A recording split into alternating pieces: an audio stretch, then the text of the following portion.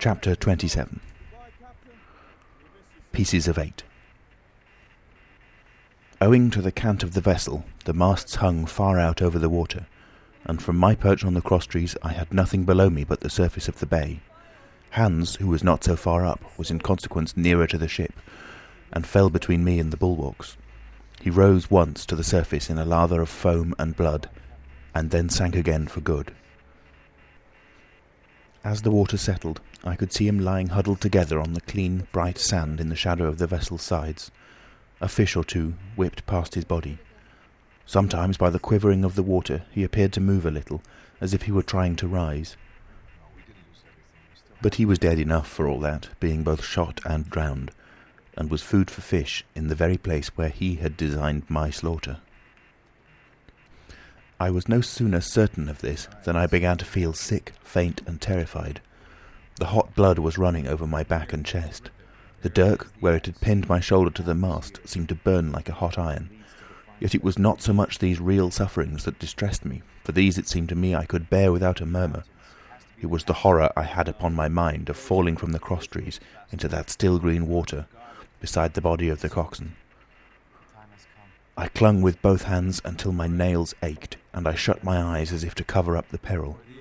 Gradually my mind came back again, my pulses quieted down to a more natural time, and I was once again in possession of myself. It was my first thought to pluck forth the dirk, but either it stuck too hard or my nerve failed me, and I desisted with a violent shudder. Oddly enough, that very shudder did the business.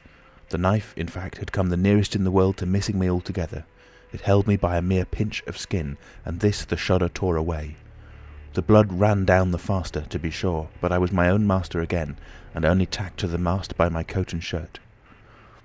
These last I broke through with a sudden jerk, and then regained the deck by the starboard shrouds. For nothing in the world would I have again ventured, shaken as I was, upon the overhanging port shrouds from which Israel had so lately fallen. I went below and did what I could for my wound. It pained me a good deal and still bled freely, but it was neither deep nor dangerous, nor did it greatly gall me when I used my arm. Then I looked around me, and as the ship was now in a sense my own, I began to think of clearing it from its last passenger, the dead man O'Brien. He had pitched, as I have said, against the bulwarks, where he lay like some horrible, ungainly sort of puppet, life-size indeed, but how different from life's colour or life's comeliness. In that position I could easily have my way with him, and as the habit of tragical adventures had worn off almost all my terror for the dead, I took him by the waist as if he had been a sack of bran, and with one good heave tumbled him overboard. He went in with a sounding plunge. The red cap came off and remained floating on the surface, and as soon as the splash subsided I could see him and Israel lying side by side, both wavering with the tremulous movement of the water. O'Brien, though still quite a young man, was very bold. There he lay with that bold head across the knees of the man who had killed him, and the quick fishes steering to and fro over both. I was now alone upon the ship. The tide had just turned. The sun was within so few degrees of setting that already the shadow of the pines upon the western shore began to reach right across the anchorage and fall in patterns on the deck. The evening breeze had sprung up, and though it was well warded off by the hill with the two peaks upon the east, the cordage had begun to sing a little softly to itself, and the idle sails to rattle to and fro. I began to see a danger to the ship. The jibs I speedily doused and brought tumbling to the deck, but the mainsail was a harder matter. Of course, when the schooner canted over, the boom had a swing outboard, and the cap of it and a foot or two of sail hung even under the water. I thought this made it still more dangerous, yet the strain was so heavy that I half feared to meddle. At last I got my knife and cut the halyards. The peak dropped instantly, a great belly of loose canvas floated broad upon the water, and since, pull as I liked, I could not budge the downhaul, that was the extent of what I could accomplish. For the rest, the Hispaniola must trust to luck, like myself. By this time the whole anchorage had fallen into shadow. The last rays, I remember, falling through a glade of the wood and shining bright as jewels on the flowery mantle of the wreck. It began to be chill. The tide was rapidly fleeting seaward, the schooner settling more and more on her beam ends. I scrambled forward and looked over. It seemed shallow enough, and holding the cut hawser in both hands for last security, I let myself drop softly overboard. The water scarcely reached my waist. The sand was firm and covered with ripple marks, and I waded ashore in great spirits, leaving the Hispaniola on her side, with her mainsail trailing wide upon the surface of the bay. About the same time the sun went fairly down, and the breeze whistled low in the dusk among the tossing pines. At least and at last I was off the sea, nor had I returned thence empty-handed. There lay the schooner, clear at last from buccaneers, and ready for our own men to board and get to sea again. I had nothing nearer my fancy than to get home to the stockade and boast of my achievements.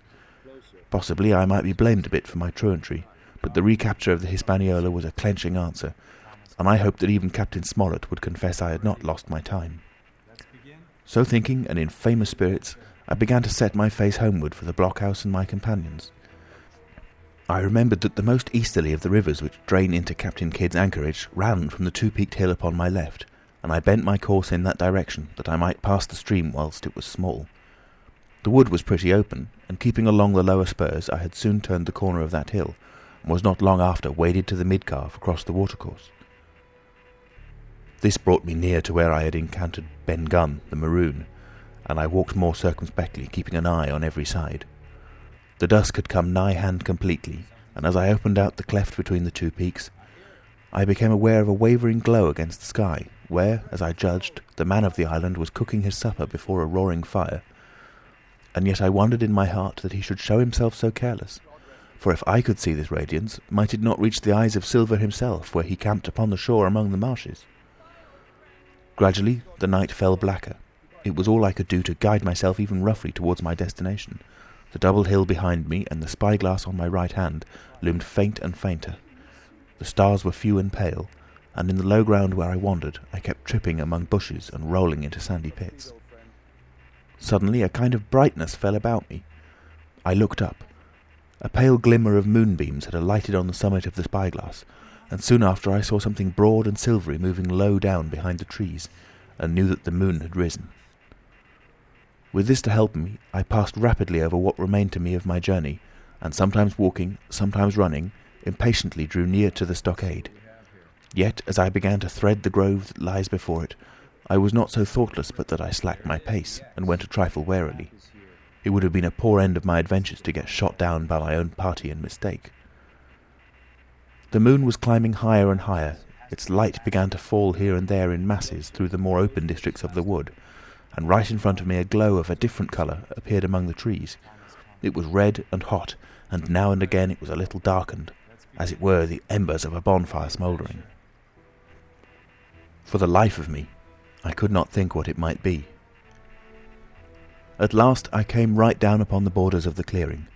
The western end was already steeped in moonshine. The rest, and the blockhouse itself, still lay in a black shadow checkered with long silvery streaks of light. On the other side of the house an immense fire had burned itself into clear embers, and shed a steady red reverberation contrasted strongly with the mellow paleness of the moon. There was not a soul stirring, nor a sound beside the noises of the breeze. I stopped, with much wonder in my heart, and perhaps a little terror also. It had not been our way to build great fires. We were, indeed, by the captain's orders, somewhat niggardly of firewood, and I began to fear that something had gone wrong while I was absent. I stole round by the eastern end, keeping close in shadow, and, at a convenient place where the darkness was thickest, crossed the palisade. To make assurance surer, I got upon my knees and hands and crawled without a sound towards the corner of the house. As I drew nearer, my heart was suddenly and greatly lightened. It is not a pleasant noise in itself, and I have often complained of it at other times, but just then it was like music to hear my friends snoring together so loud and peaceful in their sleep. The sea cry of the watch, that beautiful "all's well," never fell more reassuringly on my ear. In the meantime, there was no doubt of one thing. They had kept an infamous bad watch. If it had been Silver and his lads that were now creeping in on them, not a soul would have seen daybreak. That was what it was, thought I, to have had the captain wounded, and again I blamed myself sharply for leaving them in that danger with so few to mount guard. By this time I had got to the door and stood up. All was dark within, so that I could distinguish nothing by the eye. As for sounds, there was the steady drone of the snorers, and a small occasional noise, a flickering or pecking that I could in no way account for.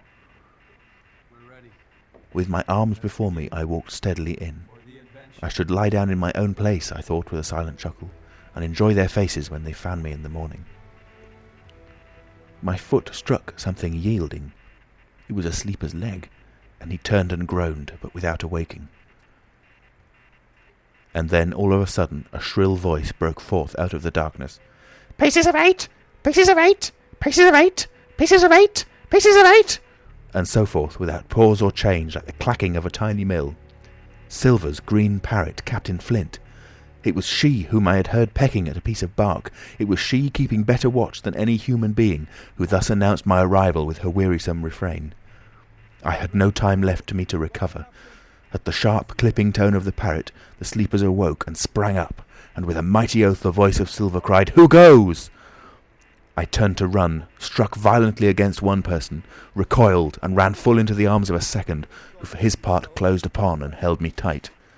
"Bring a torch, Dick," said Silver when my capture was thus assured. And one of the men left the log-house, and presently returned with a lighted brand. End of chapter 27.